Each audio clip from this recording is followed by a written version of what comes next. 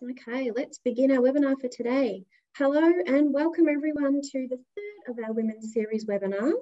The topic for today's webinar is Supercharge Your Super. So this webinar will run for approximately 1 hour and we will have time for questions at the end of the webinar. So you can either put those questions into the Q&A box at the bottom of your screen during the webinar while you're thinking about the question, or at the end of the webinar when we do go through the question times. You should automatically be placed on mute for the webinar. If you're not, if you could please make sure that you are muted while we are presenting, that would be great. So to cover off the fine print for today, we'll just go to the slide. Sorry, one moment. Here it comes. There we go. To cover off the fine print important information, this presentation contains general advice and does not take into account your personal situation. So we're definitely happy for you to contact us and we can arrange a chat for you if you'd like some personal advice. We're definitely here to help you with that. And just to pop on to the next slide, it's nice to put a face to a name. So we'd like to introduce you to our wonderful financial planning team. And some of you may have already met some of the faces behind the names that you contact us through the phone or emails, but it's also nice to put a face to that name as well to know that who you're speaking to. So this is the team that can help you go through achieving your goals for financial planning and mortgage broking. And to introduce our presenters for today, so your main presenter for today is Shannon Smith. Shannon is a founder and managing director of the Smart Business Solutions Group. Shannon is a well-acclaimed award-winning qualified accountant and financial advisor. Shannon's most recent awards are Financial Advisor of the Year and Goals-Based Advisor of the Year. Shannon is an expert in goals-based advice, self-managed superannuation funds, retirement planning, and general superannuation planning. Shannon actually even advises other financial advisors, so that's pretty special. I'm your secondary presenter for today's session. My name's Bianca Carroll. I'm currently a paraplanner at Smart Business Solutions and I'm studying to become a qualified financial advisor. I'm currently undertaking my professional year under the wonderful Shannon. I've completed my Masters of Financial Planning. I've also completed my exam for Financial Advisor exam for CER exam. So I'm just in my last task of becoming a qualified financial advisor. So we will go through your agenda for today. So today we have for you a pretty special menu. It's a super menu, you could say. Why superannuation matters.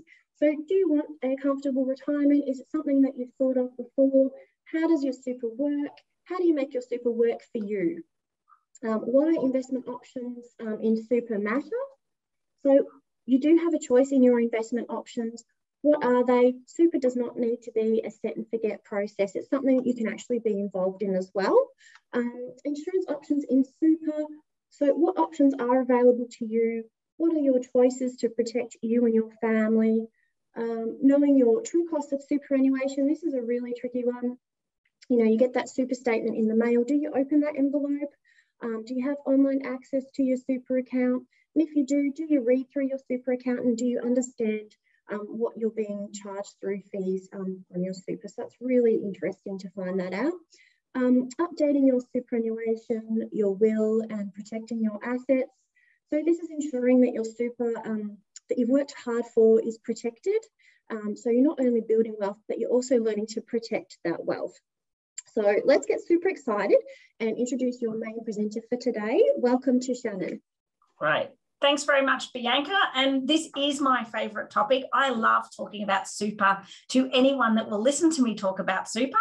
I think a lot of us look at, the taxes we pay in Australia and, we all say we pay too much tax. Having worked in Europe and in the US, I can actually say there are two amazing tax I guess you could say opportunities or tax breaks or whatever you want to call it, but two amazing ones that are not available anywhere else in the world. And that is our main residence exemption. We sell our house, we don't pay any tax on it, and we can gain all of that. And the second one is superannuation. When I used to work in Europe and also in the US, and I speak to colleagues overseas, they cannot get their head around the whole, we go into retirement phase and all of our income is then tax-free when it's in our super. So what do we do about that to make it to the best of our advantage? But we do have a really great opportunity, that many of us don't realise in Australia. We do have this luxury, and why super is so good from that perspective. So I want to go through, why does super matter? What is it that we're looking at, and how do we go about building your retirement? So if you're looking at your working life, while you're working, you're basically earning an income through your salary and wages. You've got probably some investments as well as you're building up, and you've also got the superannuation coming through for your employer. Once you've gone through your working life, we then have our retirement life, where we're going to be living off investment income, maybe annuities, maybe an allocated pension, and potentially the age pension as well. Now, as you probably know, whilst the age pension may be very valuable, it's probably not enough to have a really comfortable retirement lifestyle. And that's why it's really important that you actually look to maximise your super while you're actually still working. Because once we get to retirement, we've actually got our asset at that point, and then we need to make sure it's working as hard as it can. But during the working life, that's your opportunity to really have a big impact on how you're going to retire. And that's something that I really enjoy when I go through financial planning and modelling that out for clients, to say, if you didn't change anything, here is the retirement asset that you're going to retire on, and this is what the pension's going to be that you're going to be getting each year as a result of that asset, and what we can do from that perspective. So it's really something I always try and say that, you want to aim to not have to rely on the age pension, because let's face it, it's not that much money. If you can get yourself to a self-funded retiree, that's going to give you a lot better outcome. Could be at some point later in life, during retirement, you might then dip into the age pension and be eligible for it. Or is there some structuring we can do to make sure you do get part of your age pension? So it's really, that's where you're looking at building your retirement savings, looking at your working life, not leaving it ideally to the last few years to decide to build up to your retirement, but trying to do that as a plan across a long period of time. I really love it when I'm doing financial planning for those in their late 20s and early 30s. And I'm like, you just have to do a walk to retirement. We can plan out your retirement, but it's really not going to impact your personal life that much because we've got so much time on our side. But it is really important that during your working life, to look at the opportunities as to how you can maximise your super, so that when you get to retirement, you've got the best base to really be starting from. So when you're looking at your retirement goals, and always looking at, well, what are the long-term retirement goals, so that we can rewind it back to today and say, well, what is it that we need to do today so that you can achieve those goals? And these days we are living longer. We do have more active lives. And we are actually spending longer in retirement than probably some of our, say, grandparents were. What I am also seeing, though, is what is retirement, that many of my clients say, well, yes, and I just came out of a meeting just before this webinar with clients, they're in retirement at the moment and they're both still working 3 days a week. It's like retirement whilst working in a sense. So they're in a semi-retirement. So thinking about setting your retirement goals, when do you want to finish working or reduce your hours? So maybe you reduce your hours, and, speaking with these clients that were in this morning, they're actually, we find it's like our social outing as well, going to work, and they enjoy interacting with people. So they're going to work longer than they had anticipated from that perspective. How much income will you need to live on when you retire? And how will you spend your time once you stop working? How are you going to keep yourself active, and what is it you're going to do? And what are some of your long-term goals? And are you on track to achieve that? And those goals may also be around family, and how, these days I look at it and I think, I don't know how my kids are going to be able to afford to buy a house. How is that going to work? How am I, eventually in years to come, grandkids? So, how can you structure and looking at your retirement and your wealth, and maybe looking at those parts as well on it. So so how does super work in a sense, in a summary, and is that you're looking at during your working life, you're making contributions. This is called accumulation. So you're putting contributions in, you're accumulating your wealth. It goes into your super fund, different types of super funds. I'll touch on that shortly. And the contributions at the moment, I'll touch a bit later on the different types of contributions, but you are getting those through whether you pay that in or your superannuation guarantee. Your super fund then gets this money and invests it. Could be in managed funds, cash, fixed interest, Australian shares, global shares, property, and it invests it. Now, the goal of that super fund is to basically invest the funds and build up the funds that you have in there, build up the wealth that you've got in your super fund. Because once you get to retirement, you actually want to start drawing down that money. You're going to start eating away at your total balance. So during your work phase, you're accumulating, you're kind of building the mountain, I guess you could say. And then once you get to retirement, you're going to be drawing down. Now, the age pension is 67, but you are allowed to access your superannuation from age 60. Now, if you do it under 60, there are some parts, and there's a lot of fine print under that because they did change the rules on that. So I'd have to check your age, and there's a few little details. If you are under 60 and wanting to access, and there will be tax payable, but not everyone's eligible for that anymore. There's just some transition rules on that at the moment. Otherwise, for the most of us, you can't access your superannuation until age 60, and then you access it and you start drawing down a pension each year once you've converted it into pension phase. So while you're working, your super fund is in accumulation phase. Once you get to retirement and you make the decision to become retired, you are in pension phase and you're drawing down. Your super fund, at some point, you actually may have both in there, because you may be drawing down a pension and still working, so you'll have accumulation and pension phase. But there is a time where you do start to draw down on your pension, and that is one that we like to plan out, because I know a lot of clients in the first, when they're coming into retirement, it is a bit nerve-wracking. All of a sudden, one minute you're earning a lot of income and that's what you're spending, to now I'm just actually drawing down money and it's going to go and slowly go down in balance. I know my first reaction would probably be, oh no, I'm going to have to live on 2-minute noodles or something like that. And I know I have a lot of clients that say that, but once they see how that works with their pension and drawing it down, they can get to enjoy retirement. Usually it takes 2 to 3 years in early retirement to really get comfortable with the fact that you're not working and income's not coming in.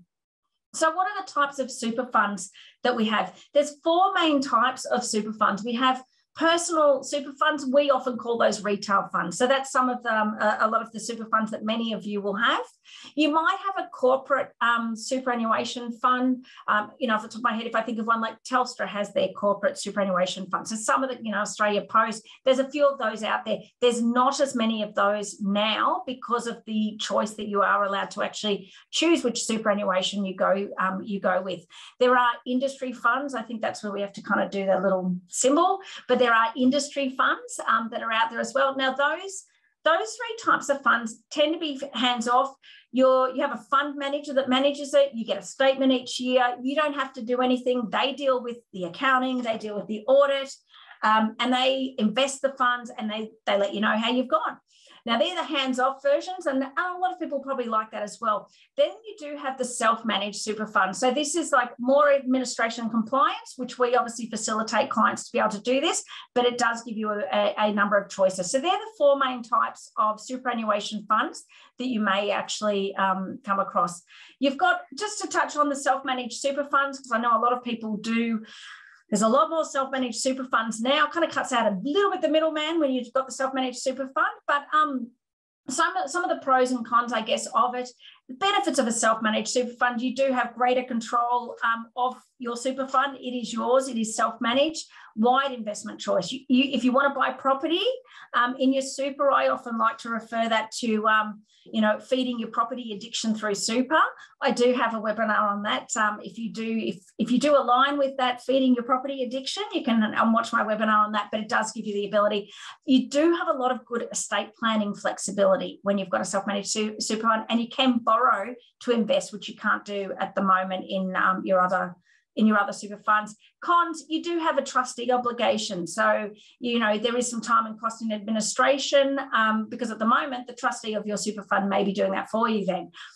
Strong investment skills needed. If you don't have those yourself, that's where you get someone like ourselves in that involved. And when I say need large super balance, it has to be cost effective for you. So actually, basically legally, we can't recommend someone for a self-managed super fund now. Kind of the rules are there that you can't, if you've got under 200,000 combined balances or the total for the self-managed super. If you came to me and said, I want a self-managed super fund and I've got $300,000 in super and I'm not looking to buy a property, I'd probably say, okay, we can do that. Your costs are on about the same, but you've now got an extra administration and, you know, compliance requirements that maybe you don't have the time to do that. If you came to me and said, we've got, say, 300,000 or even 200,000, but we want to buy a property through our super, then obviously we would look at that and go down that path, because buying a property, you can only do that in a self-managed super fund. You can't do that in one of the others. Once you're at a superannuation balance of approximately 500,000, it is more cost effective to have a self-managed super fund from a fees perspective, especially if you had 500 and let's say your partner had a few hundred and you put that together, it's really cost effective.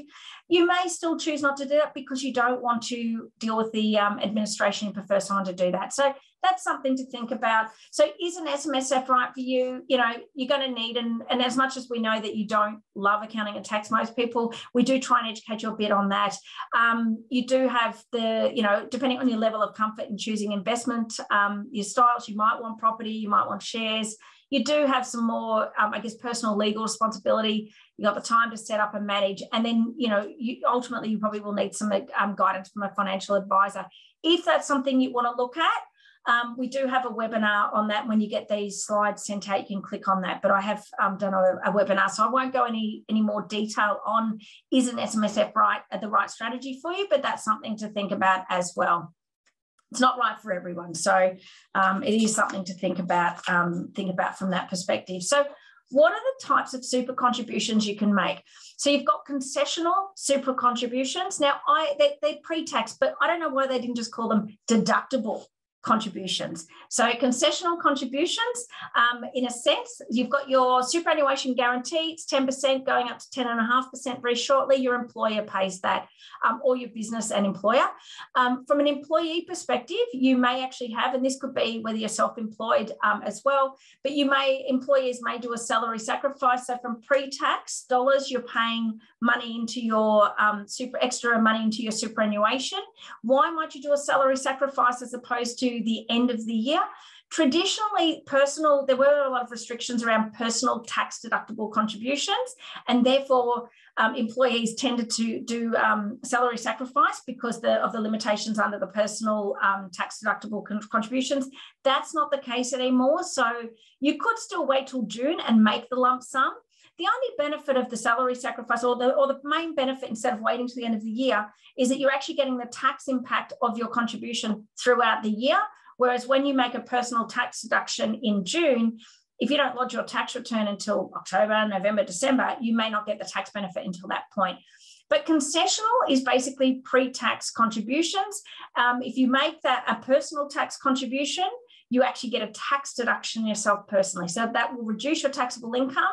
And if you've been taking out tax or paying tax installments during the year at that higher amount, you will get yourself a nice little refund potentially. Or if you have you sell a property during that year in your own name, you might want to think about additional contributions. I've also got some strategies I can do when you have those scenarios, especially if we can do those contributions in June. But I can save those, but there are some really cool strategies to get double contributions and things like that at that period of time if you have a SMSF. If you don't, we can't do some of those.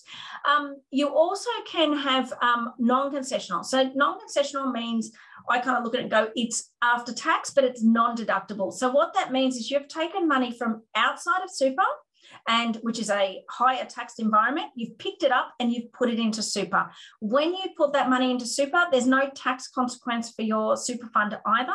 You've just been able to take your money and put it into a low tax and eventually no taxed environment. And you may actually do that for various reasons. Maybe you want to, if it's self-managed super, you may want to buy an investment property, So you've actually gone and put in some additional funds to give the super fund enough of a deposit to be able to do that. You may be wanting to build up and just put more money into super, and you've already used up all of your tax deductible side or pre-tax. And especially for the over 60s, now it was over 65, but there is also the opportunity of what we call a downsizer contribution. So if you downsize your house, you're allowed to put additional amounts into super that enables you to build up your super balance. So if you go back to one of my earlier slides where you've got your working period and then you've got your retirement, trying to build up that asset that you've got that when you get into that retirement phase. So there can be a number of different reasons why we would look at the non-concessional and how we could build that up as well. But there is no deduction for those amounts that are then put through as well. So investment options, and just as a side note, I love this picture. I really hope that I am like this lady when I get to that age, because it's kind of a bit of energy in it. But looking at some of your investment options in your superannuation. Now, you might say, well, actually, I'm in an industry fund or a retail fund or corporate. Why would I care about investment options? Now, the big challenge of and why you should care about your investment options, and when you get off the webinar today, go and get your super statement or log in and try and have a look.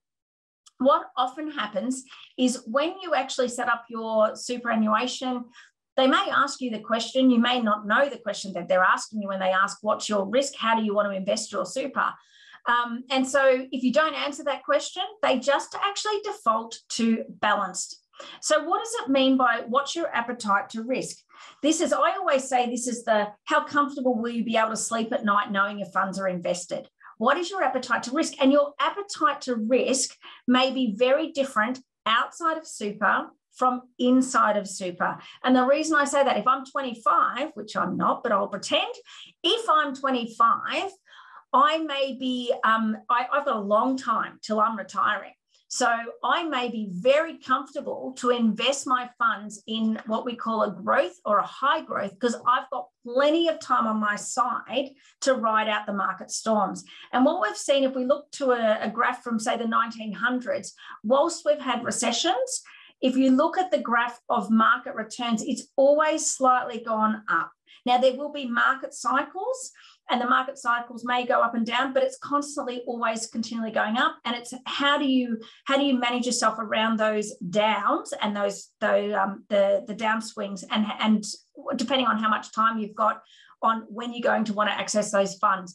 Whereas if I was 2 to 3 years off retirement, I may be getting a little bit more conservative with my super. I may not want to be investing at some of the high growth and growth. Now, what do I mean with these different risk profiles?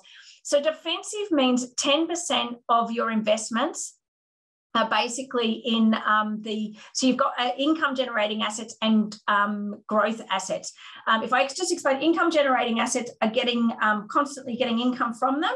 The growth assets are those assets that may not be paying all the dividends now, but they're growing. So they could be, in that phase where, I wouldn't say it could be a startup, but it may be something else where you're getting the growth, but you're not necessarily getting the income. When we get to pension phase, that's when we're going to want the income. So when you're at defensive, you're at 10% growth, 90% income. You're reliant on the income. So someone in the defensive risk profile often would be someone, later years of retirement. I often say this is nearly close to putting the money under the mattress, actually, where you've got a lot in fixed interest, a lot in cash, and only a little bit in the stock market. You've got conservative, moderate. Moderate works out about 50% growth, 50% income generating. And then we've got how it's split here. So cash and fixed interest, and then the balance around the equities, Australian or international equities, property and infrastructure. Balanced risk profile tends to be the most common, and that is the default position on your super. But I'm just going to give you an example. If I look at the numbers of it, if you were 25 and you're earning $65,000 a year, right through and indexed, right through to age 67. If your super was invested at a balanced risk profile, you would be $300,000 worse off than if you were invested at a growth risk profile. And now it may mean outside of super, you may have a very different risk profile. I'm saving for a house, I'm saving for a holiday, I've built up my wealth, but inside of super, and that's why it's important. And today what I'm talking about is really in super is, you've got time potentially, and depending on your age, you've got time to ride out some of those market options. So always be thinking when you're looking at your risk profile, treat your risk profile as two separate, one outside of super and one inside of super, because your super, you may have a different risk appetite in super than you do outside of super as well. But take a look at your super fund and see what you're invested in. But just think that if you're age 20, well, you're not 25 potentially, but the age 25 through to 67, $300,000 difference because of the difference in the investment, the way the investment risk is. Now, just looking about the different assets and what we mean by those. So defensive assets tend to be cash, fixed interest, lower risk, lower return. Growth assets, higher risk, but also higher potential return. So it can be property and shares. And even within these property and shares, more so in the shares, even within the shares, you can actually look at getting, I guess, more what I call the income generating, some of the more stable stocks that are not going to go up as much, but we want the income. So there is some flexibility with some of that as well.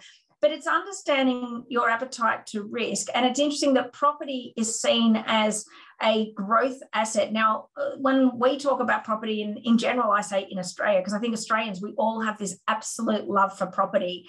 And if you ask the average person, they say, oh, property like doubles in price every 10 years. Well, actually, the markets don't show that overall. So property, they say, is a growth asset. It can go up significantly. It can also drop significantly as well. Actually, I know a few of us are probably wondering what the market's going to do over the next 6 months. It's been a bit of a interesting few months, and I was speaking with my dad 2 weekends ago about looking at the 1990s and the recession that we had to have apparently at that point. And property, and he was talking about property in Red Hill dropped 40% in the space of 3 months at that point. Now, we also got interest rates at 17.1%. So I don't know that we would get to that point now. I think the economy couldn't do that. But there were some examples he was giving me of properties in Red Hill that dropped by that much that quickly during that period of time. So it can happen in a sense from a property being a growth asset. But what we've seen over the last period since 1990, or the property prices started to correct in 95, is we've just seen the constant up. So always knowing that that's where you're getting your difference in your risk profiles as well. It's then also looking at the diversification. Now, you do have more opportunity to influence your diversification when you're actually looking at a self-managed super fund, but we're still within your retail fund and industry fund. They will be, I guess you could nearly say, diversifying somewhat on your behalf based on your risk profile. So based on that balanced risk profile, growth risk profile. But diversification, obviously, in cash, fixed interest, but property, is it residential? Is it commercial? And what about the locations? And then on the shares, it may be diversification within the shares, the companies, sectors, and also the countries as well at the moment. The shares has been a really interesting one. At the moment, a lot of what we're investing in goes against probably what you would say the general principles around your risk profile. So as I showed the risk profile slides earlier, and it talked about a certain percentage, for example, in infrastructure shares at the moment are not a good buy. It's really not something that we're actually investing a lot in at the moment, given everything that's going on in the market. So it's something to look at, that diversification, whereas, international shares, if you ask me beginning of the year, international shares were very attractive. Now what we see in the impact of Ukraine on Europe, and we see what's going on in the US, Australian shares are quite strong. So it does change, but it's having that diversification so that if something happens, then you're not significantly impacted. You can actually balance out in accordance with, in a sense, your risk profile. You've got that kind of balancing it. But when we're talking about investing inside versus outside of super. And so this could be in any scenario, I guess you could say, because this could be not just a self-managed super fund. This could also be your retail super fund. So let's just say you had 450,000 that you said, okay, well, can I invest this outside of super, maybe an investment portfolio when we do shares, or whether I should do it inside of super? What would be the difference on that? Now, if I look initial investment, and I've used some just high-level numbers on here, 450,000 investment. I've done the return on year one. Now, I've assumed 7.7% because I grabbed latest numbers of those. That's the pre-tax return. Tax on the return. If this was in your own name, and I've used an estimate of the tax brackets there, versus in super, while you're in that accumulation phase, it's 15 cents in the dollar tax on income that's earned by the super fund. You probably don't even realize your super fund now, your retail fund, industry fund, is paying that tax on your behalf. You probably don't even realize. You can see that and that as well. And it's all at 15 cents in the dollar. once you are at retirement or pension age and you've converted your pension into pension phase, you may not convert it till 70 because maybe you don't need that money yet. Once it's in pension phase, it's 0% tax. But if we assume 15% tax, so your financial position after 1 year, you've now got, if it was outside of super, 472. If it was inside of super, you've got 479,000. Remembering after age 60, you can access this as well. Your financial position after 10 years outside of super, because you've been paying all this additional tax, 736,000. Inside of super, 848,000. So based on this $112,000 difference over a 10-year period. Now, why would you still maybe potentially invest outside of super? If you needed that money for something else. I'm investing this money, and then in 10 years' time, I want to use that money to, pay for school fees. I want to use that money to pay for certain other renovation on your house. Then you may have it. If you don't need the returns on that money before age 60, having it in super, because the minute you're age 60, you actually can either take a lump sum or you can take a pension, which is 5% of your superannuation balance must be drawn down each year, or you could take a lump sum. So if you didn't need those funds for the 10 years up and you'll be 60, then you might do it that. You can see the significant difference because of the tax savings on it. Not only that, you've got the compounding impact of the investment going up as well.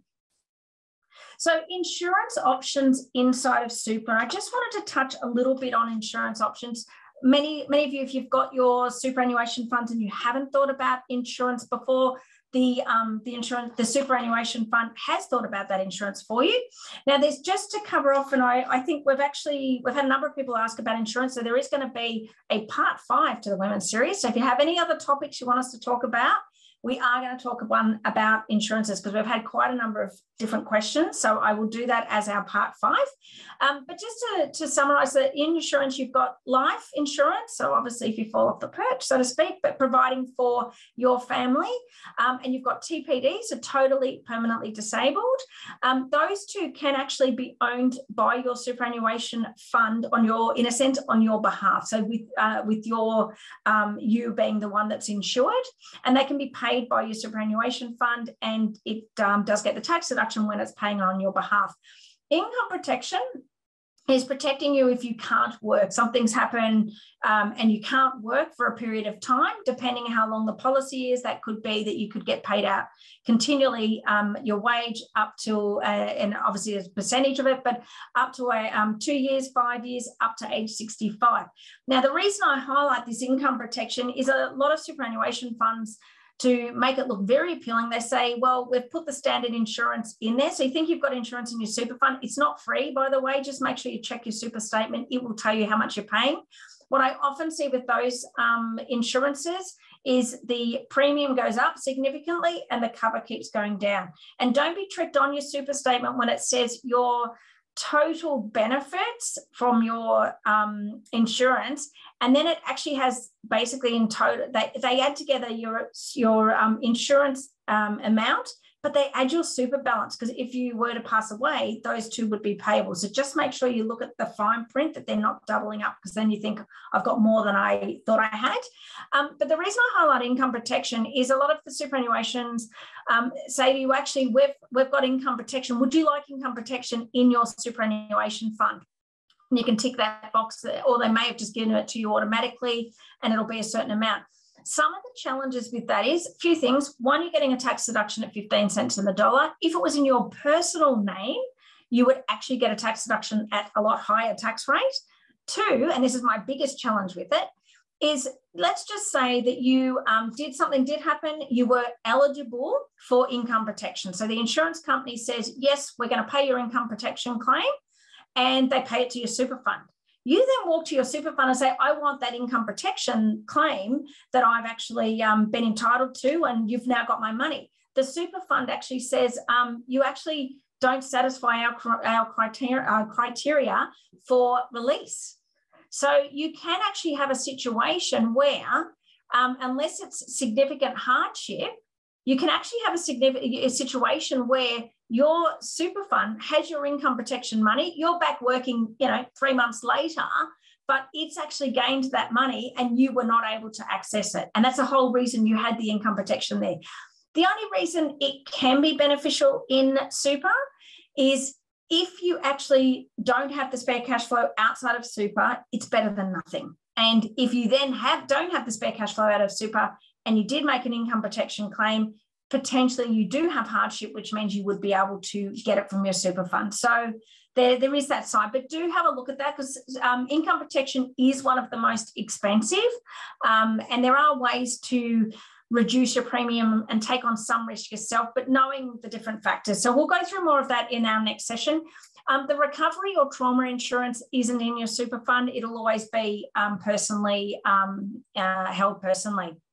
And then just to think about the insurance cover for different stages of your life, and have a look at your super and have a look at the insurance you're paying in your super and actually see what those dollar values are and make sure it's reflective of what you need, but also that you're not paying for something that you don't need, or you think you're covered and actually you're not covered as well. So looking at when you're starting out, when you're raising a family, empty nesters, you've paid off your mortgage and you've got savings in retirement, you might want to have a look at your insurance and see what you can do. And then especially at retirement, what do you need that insurance for? So we'll go through that in a lot more detail, but this is probably the one thing that I think that you will probably get off this webinar and be grabbing out your superannuation statement to try and work this out. And I've got real life examples in here of how much is your super really costing you. Now, in the last 2 years, the superannuation funds have now been required to give you a lot more of this information. Go back to some of your older statements and there'll be lots of asterisks everywhere where none of that data has been given to you, but now you're going to have a lot more being provided.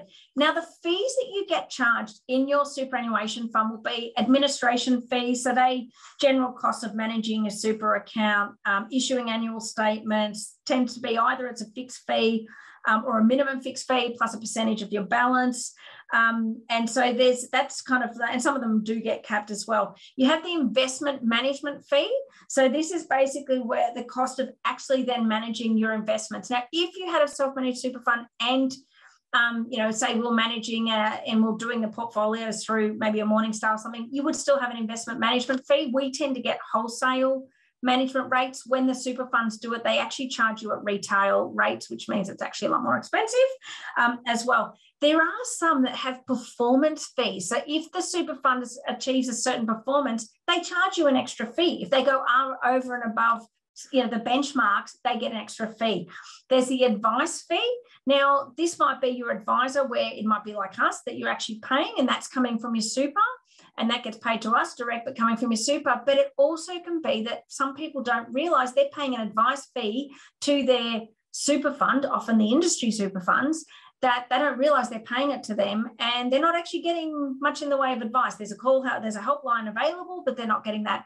There is the investment switching fee as the investments change, and then there's the buy-sell spread fee as well. So a lot of these fees, all of these, you have no influence over these, and they're all mandated by the super fund of what they want to charge you for some of those. So what does this mean from a real life example? And you might fall off your chair with some of this.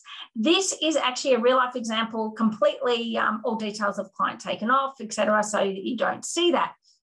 And so this particular client, I said to them, oh, your current super fund, and hopefully this is clear enough for you if you're not looking at this on your phone or anything like that, but you will get the slides.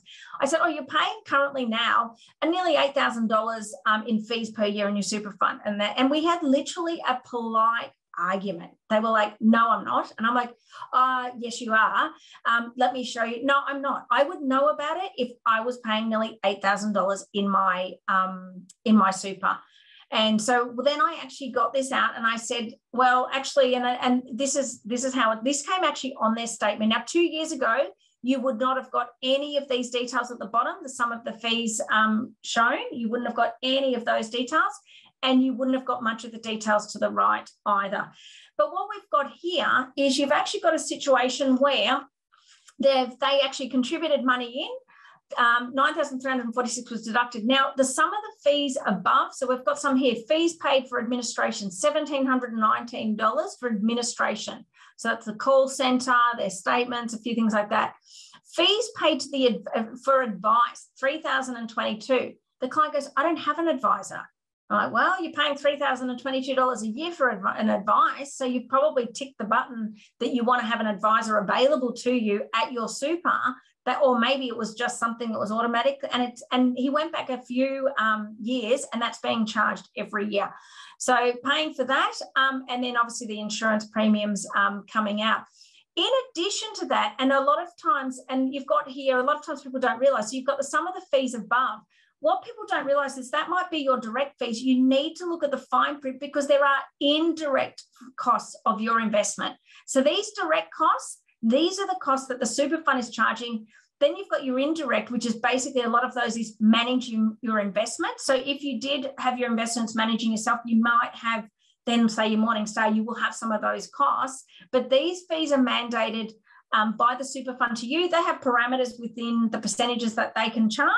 That's these fees. So on a balance of only $315,000, they were paying at nearly $8,000 a year in fees. Now they've got here, it's a rate of return of 5.89%. Note the little asterisks at the top again as well with 5.89%. Now I tried to reverse engineer that to come up with that. That 5.89%, and this is one thing that I can't believe that the super funds haven't been made to disclose, and because some of the funds, especially the industry funds, are really bad at that. And you'll know the industry funds because you'll see it all the time. Oh, we've got 11% return and 12% return. They forget to tell you that's the return before fees. So you think you've got a really strong return, but it's before fees. So when I reverse engineered this, so this 7,967, the client put in 21,729 between employer and personal. That meant 36% of the money they put in for the year ended up going to the super fund in fees. Now, when I look at this 5.89, I reverse engineered that, and actually their investment return was 4.28% post fees. Because when you're looking at fees, you want to know that I've paid for a service to be provided, and I should be earning a lot more post having that service, like post having that financial advice, having that investment advice. So this 5.89% is very misleading. Actually, it should have been 4.28%. But not to mention this fee here. Now, I guess I wouldn't be so concerned if it was just the some of the investment management, although those fees with the buy, sell, etc. Just as an example, the buy, sell spread fee is 1.1% plus $275. So $275 for every time they do have that transaction, plus the 1.1%. Whereas when you're investing at a wholesale level, the margins, the rates are significantly lower. So that's something to look at when you're looking at your fees for your super fund. Make sure you're considering all of the different aspects of it as well. And then going on, and I know we weren't talking too much about estate planning, but I do harp on about it. I've seen too many examples where we do all of this great work during our life, accumulating our wealth in retirement. We want to look after our families and that whole intergenerational wealth transfer. It's going to be so important. Ensure you've got an up-to-date legal will. Make sure you've got a binding death benefit nomination or an SMSF will if you're in your superannuation. Check that. Appointing an enduring power of attorney. And make sure you understand the tax implications for beneficiaries and put in place, like, the business or personal succession plan that you might have. Now, why do I say understanding the tax implications for beneficiaries? Now, I'm not sure if many of you are aware that if an adult child inherits money from your superannuation fund, when they receive that money, they get a tax credit for the 15% that you already paid, but they've got to pay tax on the balance for that as well. So maybe there's some opportunities to, either restructure that. Maybe there's opportunities to say the money that is in super goes to one beneficiary because they are dependent, and the money outside of super goes to the other one because then you're not having that tax part as well. So it's really important to have a look at your estate planning, not just to get a will that says you know, the money goes to these particular people, but to think about it holistically from a tax perspective, but also asset protection. Another really good one is looking at a testamentary trust, and looking at how can I protect my children inheriting from me, that, you know, they get married and, you know, more than 50% of marriages these days are in divorce. How can I protect that they don't lose half of what I've given to them as through inheritance to a spouse that they get divorced to? So it's something really to think about. This could be part 6 actually of our webinar series. Maybe I'll do one on estate planning for women and what to look at, especially blended families and situations where I've seen this a number of times now, even good friends where, you know, one parent passed away a number of years ago, and then the parent remarries, then that parent passes away, and the kids from the original, you know, in a sense, on that side of the family have received nothing at all. So now there's ways to structure around that to make sure that no matter what the situation, you've got that part kind of covered for the benefit of your family. So how can an advisor help? We all expect life moves forward in a straight line. Guess what? It doesn't. Things continually change, and it also gives you opportunities. And I guess that's what we're always looking at. I just want clients to be in a position, obviously better position, but also to be in a position to make choices and knowing where you're at, peace of mind, knowing what am I going to retire on.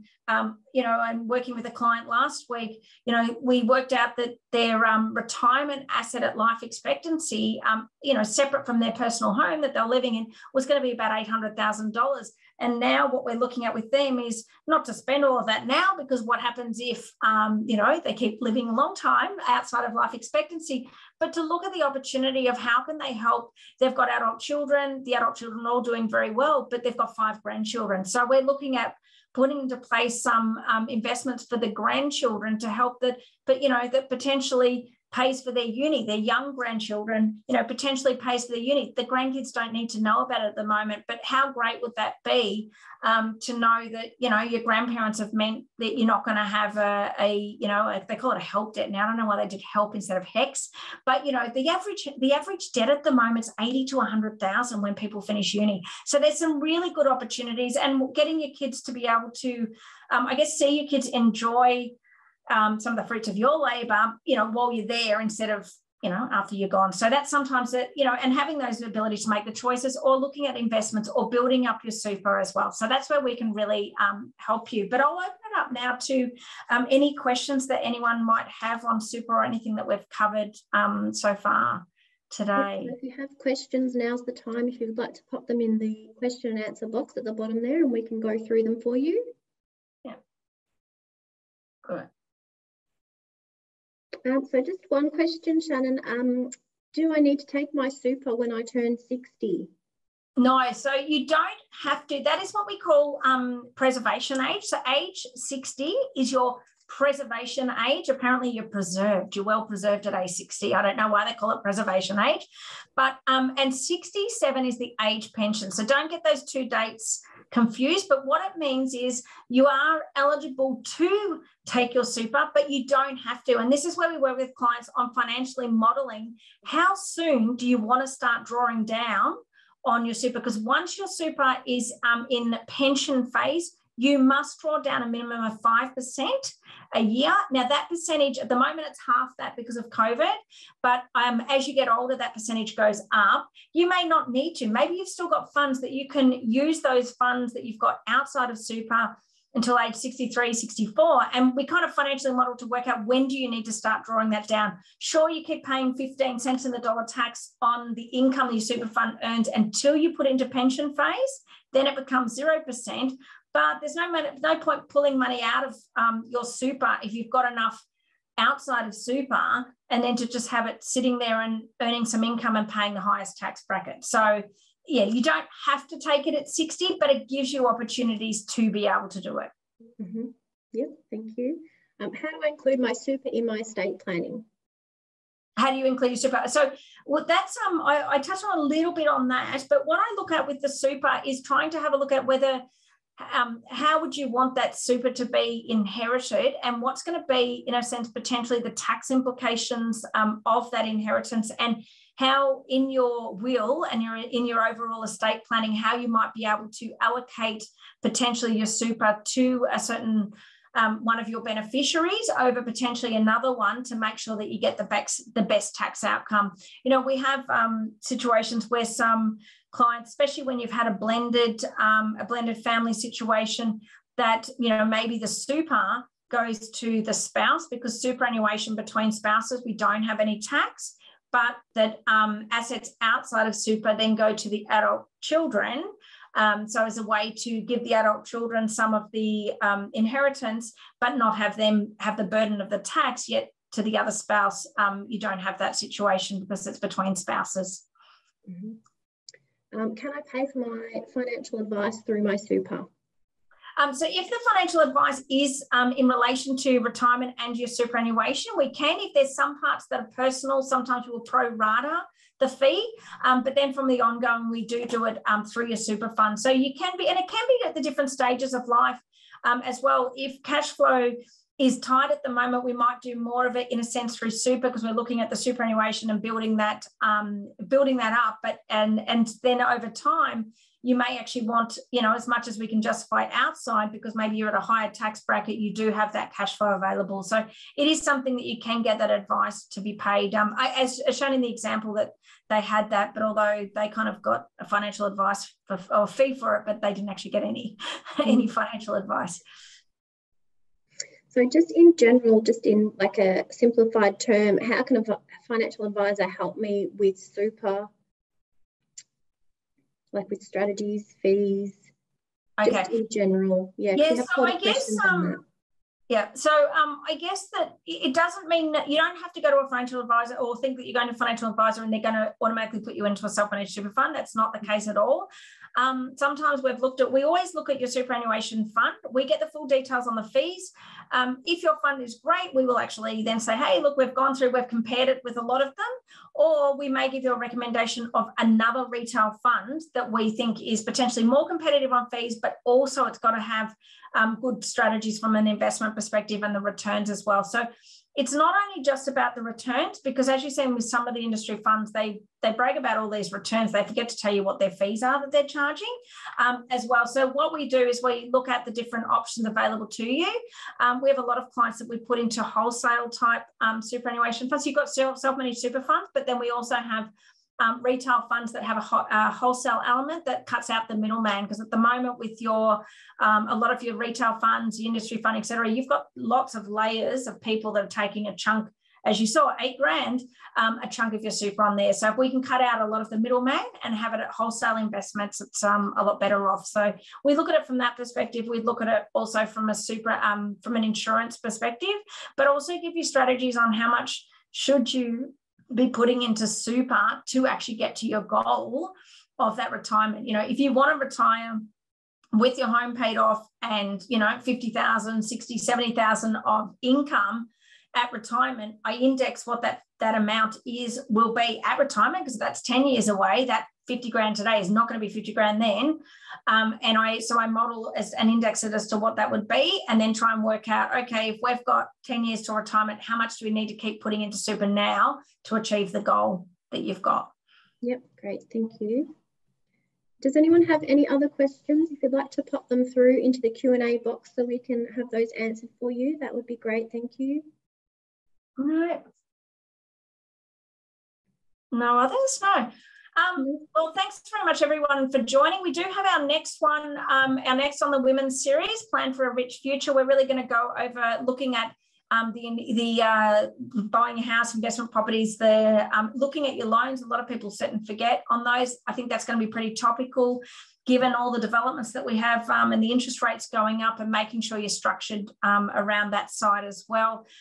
We are going to add 5, which is going to be looking at insurances and what does that all mean, and how can you make sure that you're not overpaying for insurances from an insurance cover perspective, also in a sense premiums, but also that you're not under protected. There's some really great strategies, especially looking at it from your kids' perspective as well on that. And maybe number 6 will be the estate. But if you have any other topics that you would like us to talk about, I'm happy to put something together and we can chat through. But I hope you found today on super as exciting as we find it. Super is super.